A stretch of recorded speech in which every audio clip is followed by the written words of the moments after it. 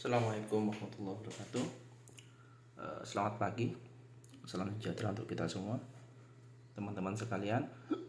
Tadi pagi saya sempat chat dengan klien saya, salah satu klien yang bertanya kepada saya, konsultasi pada saya tentang bagaimana nasib anaknya pasca diceraikan oleh suaminya. Dari sini saya berinisiatif atau membuat ada pikiran dalam hati saya untuk membuat sebuah video, di mana video tersebut akan berisi tentang hak-hak dari anak pasca perceraian, yang dimana anak tersebut ditinggalkan oleh bapaknya dan anak tersebut tidak diberikan hak-hak tersebut, hak-hak seperti hak belanja, hak kehidupan. Hak belanja artinya diberi nafkah lahir dan diberi nafkah pendidikan serta lain sebagainya. Mengutip dari sebuah putusan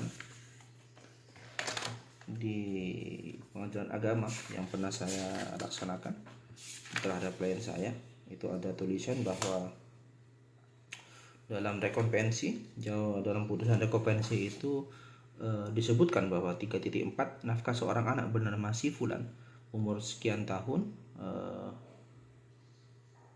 diberikan nafkah sebesar Rp600.000 per bulan sampai anak tersebut dewasa atau berumur 21 tahun atau sudah menikah, dengan ketentuan kenaikan 5% setiap tahunnya di luar biaya pendidikan dan kesehatan. Jadi amar putusan ini adalah amar putusan yang telah diberikan oleh majelis hakim kepada seseorang yang telah melaksanakan gugatan cerai di pengadilan agama, di mana anak tersebut diputuskan untuk wajib diberikan uang sebesar Rp600.000 yang harus diberikan kepada bapaknya.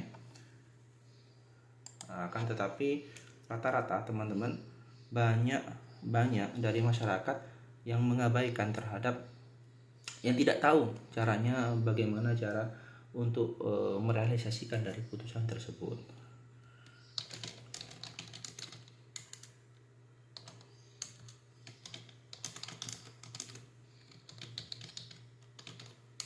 Jadi banyak yang tidak tahu tentang hal tersebut, sehingga banyak wanita yang hanya mengira bahwa pasca perceraian antara suami dan istri, anak tersebut hanya dibayar akumulasi, semisal pasca perceraian kedua orang tua tersebut, anak tersebut diinkluding pembayarannya sesuai dengan pembayaran yang disebutkan di putusan. Semisal nafkah iddahnya 500, mut'ahnya 500, madliannya 500, dan hadonahnya atau nafkah anak 500, jadi semua 2 juta. Jadi sebelum mengucapkan ikrar talak di depan pengadilan, seorang suami memberikan 2 juta di depan hakim kepada istrinya, dan 2 juta itu diterima, baru suami tersebut bisa mengucapkan ikrar talak di depan majelis hakim. Dan pasca dari itu, kebanyakan rata-rata masyarakat hanya diam diri saja, dianggap sudah selesai dan dianggap sudah tidak berhak untuk meminta sesuatu kepada mantan suami. Padahal dalam putusan amar putusan tersebut sudah jelas, anak tersebut wajib diberikan nafkah sejak dia dipisah dari bapaknya, di mana hak asuhnya ada di ibu, sampai anak tersebut dewasa atau mandiri dan sampai lulus dari universitas. Itu yang menjadi pedoman satu. Lalu bagaimanakah dengan seorang laki-laki yang menelantarkan anaknya? Sangat jelas dalam undang-undang perlindungan anak, Undang-Undang Nomor 35 Tahun 2014, itu disebutkan dalam pasal 77 ayat 2, ancamannya 5 tahun penjara. Isi bunyinya pasalnya, penelantaran terhadap anak yang mengakibatkan mengalami sakit atau penderitaan baik fisik, mental maupun sosial, dipidana dengan pidana penjara paling lama 5 tahun atau denda paling banyak Rp100 juta. Jadi di sini ada disebutkan bahwa penelantaran terhadap anak sudah jelas ya, anak itu adalah orang yang berusia di bawah dalam KHI itu 0 sampai 12 tahun dikatakan dengan mumayyiz, Tapi kalau dalam amar putusan sudah jelas sampai anak tersebut dewasa. Dewasa dalam artian di sini adalah umurnya dewasa itu 21 tahun atau sudah menikah atau sudah lulus universitas dan lain sebagainya. Sudah jelas tentang soal tentang terhadap anak ya, tentang anak yang mengakibatkan mengalami sakit, yang mengakibatkan anak mengalami sakit. Sakit di sini artinya adalah anak tersebut karena tidak diberikan nafkah oleh bapaknya, dia mengalami sakit. Sakit artinya sakit fisik. Sakit fisik itu sakit bisa diakibatkan karena dia kelaparan, karena dia tidak mendapatkan pertolongan biaya untuk ke rumah sakit karena sakit, karena bapaknya lupa terhadap hal tersebut. Sakit bisa diakibatkan karena anak tersebut lupa tidak diberikan sesuatu oleh ayahnya, baik semisal belanja sehingga anak tersebut kurang makan dan lain sebagainya. Itu dipengaruhi sakit. Atau penderitaan ini bisa dikatakan penderitaan fisik atau psikis. Sudah dijelaskan juga baik secara fisik, mental maupun sosial. Jadi secara fisik penderitaan itu bisa dikarenakan dia tidak terurus, dia kurang makan, dia fisiknya lemah karena dikabarkan ayahnya yang tidak peduli pada dia. Mental bisa karena dia down karena dia diejek oleh masyarakat, oleh teman-temannya bahwa dia tidak pernah diurus oleh ayahnya, tidak pernah didatangi oleh ayahnya, seakan-akan dia tidak punya ayah. Itu sudah masuk dalam mental. Sosial, dia dikucilkan oleh masyarakat karena dia dianggap tidak punya ayah dan lain sebagainya. Jadi bukan hanya penelantaran itu tidak hanya dikatakan karena tidak memberikan uang, tapi sosial pun ketika dia dikucilkan karena ayahnya tidak pernah datang kepada dia, tidak pernah memberikan nafkah pada dia, itu sudah termasuk dalam tindak sosial.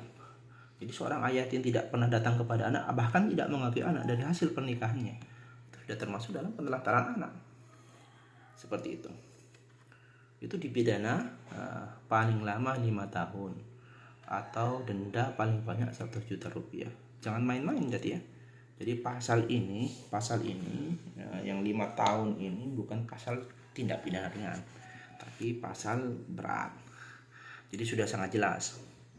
Seorang laki-laki yang meninggalkan anaknya, yang lupa pada anaknya dari hasil pernikahannya, itu dapat dipidana. Ada sebuah pepatah dari senior saya mengatakan bahwa spermamu adalah tanggung jawabmu. Kata-kata ini masuk akal. Jadi siapapun laki-laki yang sudah mengeluarkan sperma kepada seorang wanita, maka dia wajib bertanggung jawab terhadap hasil buah dari sperma tersebut. Bahkan dalam Islam pun sangat diatur tentang ini. Sedangkan dalam ini ada sebuah tulisan menyatakan dalam hukum Islam sanksi pidana atau hukuman bagi pelaku penelantaran anak sangat bervariatif dari yang terberat hingga yang teringan. Karena dalam hukum Islam sanksi berlaku penelantaran anak masuk dalam kategori jarimah ta'zir, yang berat atau ringannya hukuman diserahkan kepada penguasa atau hakim setempat. Jadi dalam Islam juga diatur. Jadi Islam juga sama-sama mengatur hal tersebut. Sehingga seorang ibu yang merasa anaknya ditelantarkan oleh suaminya, maka ibu tersebut yang sudah diceraikan oleh suaminya tersebut bisa mencari keadilan melalui kepolisian setempat, baik itu di Kapolres maupun ke polsek setempat jika polres jauh dari tempatnya, atau datang ke perlindungan perempuan dan anak. Ada namanya, jadi pemerintah daerah, Pemda, biasanya dalam sebuah daerah itu disebutkan ada instansi yang khusus untuk melindungi perempuan dan anak.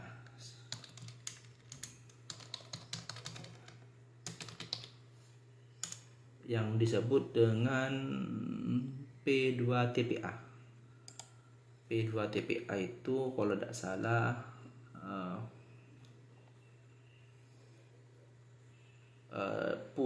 pelayanan terpadu pemberdayaan perempuan dan anak. Jadi silahkan datang ke sana, minta bantuan hukum ke sana untuk diantar ke Polres setempat untuk mencari keadilan, atau menghubungi orang yang tahu hukum seperti pos bantuan hukum, pos bakum, atau lawyer, pengacara, seperti kami yang bertindak sebagai pengacara datang menghadap kepada kita untuk minta bantuan agar diantarkan atau diarahkan untuk mencari keadilan ke Polres setempat. Jadi sangat jelas bahwa seseorang laki-laki tanggung jawabnya sangat besar. Jangan hanya habis menikah cerai lalu meninggalkan anak dan istri tanpa memberikan apapun, karena sangat jelas sanksinya adalah pidana. Hari ini adalah penggambaran dari saya. Semoga video ini bermanfaat dan bisa mengatasi keluh kesah klien saya, karena mengatakan bahwa bagaimana nasib anak saya, Pak. Anak saya sudah ditinggal lama oleh bapaknya dan tidak diurus. Jadi klien saya akan saya arahkan nanti untuk menemui Polres setempat untuk mengadukan hal tersebut agar bapaknya ingat, bukan tujuan utamanya agar yang dilaporkan ingat bahwa dia punya anak yang wajib untuk dinafkahi. Karena seorang laki-laki karena kewajiban kita sebagai orang yang beragama mengingatkan orang yang salah. Ketika kita tidak mengingatkan dengan cara melaporkan, maka kita juga akan ikut berdosa, karena kita membiarkan orang yang salah tersebut tetap dalam kesalahannya, sehingga dengan dilaporkan orang tersebut akan ingat seperti itu. Ingat bahwa dia mempunyai anak, ingat bahwa anak tersebut harus dinafkahi. Mungkin seperti itu aja penjelasan dari saya. Semoga hari ini bermanfaat untuk hari ini bisa merupakan hari yang baik untuk kita semua, dan semoga ini bermanfaat apa yang saya berikan informasi ini kepada teman-teman sekalian, dan sampai jumpa di sesi berikutnya. Terima kasih. Assalamualaikum warahmatullahi wabarakatuh. Salam sejahtera untuk kita semua. Semoga Tuhan memberkati saya, teman-teman sekalian. Terima kasih.